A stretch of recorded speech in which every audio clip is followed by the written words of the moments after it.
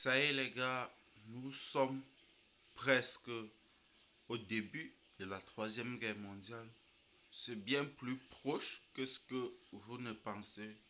Et dans cette vidéo, je vais vous donner mon point de vue sur la situation de la guerre en Ukraine et les conséquences de l'autorisation des États-Unis pour utiliser leurs missiles et frapper à l'intérieur de l'État russe.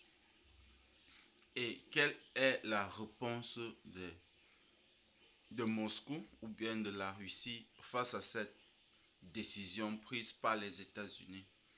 Je tiens à vous dire ceci avant de commencer. Sachez que les États-Unis sont une nation destructeur. Dites-moi une seule guerre qui a existé, un seul conflit dans le monde qui a existé auquel les États-Unis n'ont pas participé, soit directement ou indirectement.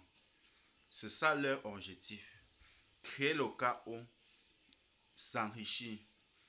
Bon, je ne sais pas pourquoi eux, ils ont choisi pour modèle de business à succès la guerre, la destruction, le chaos, l'écoulement du sang. Je ne sais pas pourquoi c'est ça leur part de modèle de business à succès qu'ils ont choisi. Mais soyez-en sûrs, ce n'est pas une bonne chose. Mais qui suis-je pour leur adresser cette parole? Mais face à cette décision, donc, le président sortant, qui est l'estropié, ou bien le monsieur qui tombe partout là, a autorisé l'Ukraine à utiliser les armes, ces armes pour frapper à longue portée, pour frapper à l'intérieur de la Russie. La Russie, hier jeudi, a utilisé des missiles à moyenne portée hypersoniques pour frapper dans l'Ukraine.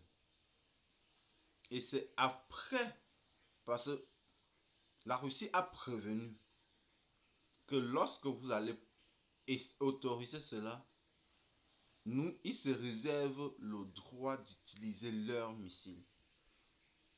Ils se réservent le droit d'utiliser les missiles, que ce soit nucléaires ou avec d'autres ogives. Leur réponse sera catastrophique. C'est après leur réponse qui a été catastrophique. Et comme vous le savez, les médias occidentaux, on va toujours nous expliquer que non, les dégâts ne sont pas importants. Mon ami, un missile, peu importe ce que ça frappe, les dégâts sont importants. Les dégâts sont importants. Vous comprenez? Arrêtez d'essayer de jouer à quoi. Même ne serait-ce qu'une grenade qu'on lance et qui explose, les dégâts sont extrêmement importants. Combien de fois un missile hypersonique? Donc, vous arrêtez un peu d'essayer de jouer sur le cerveau des gens. Mais face à c'est après cette réponse que les États-Unis se permettent de dire qu'ils vont pouvoir discuter. Vous comprenez? Une nation de chaos. Ils ont tellement poussé à bout. Et ils ont dit, la Russie ne franchira pas cette limite. Mais c'est quand on franchit cette limite. Et ce que j'aimerais que vous compreniez au final, c'est que la Russie ou bien les États-Unis n'ont toujours absolument rien à perdre.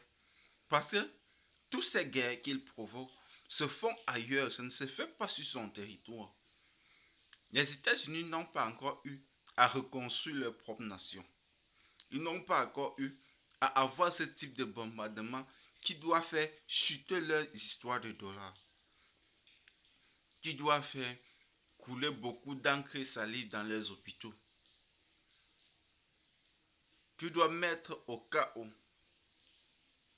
ces journalistes qui connaissent simplement parler. Ils n'ont pas encore eu cela.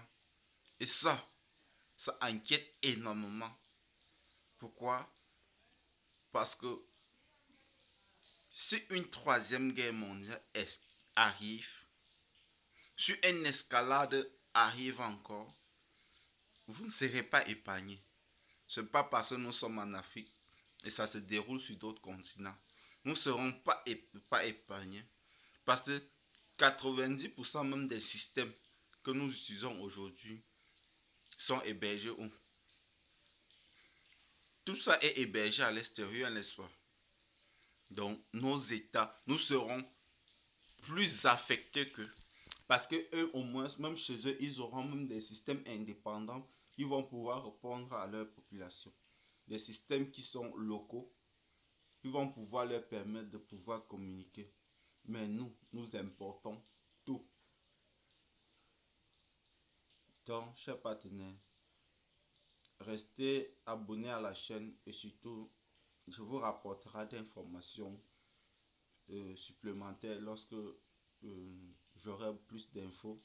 Mais les gars, faites attention.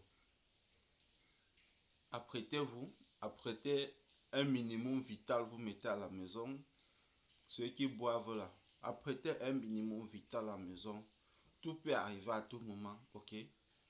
Tout peut arriver à tout moment. Très bientôt.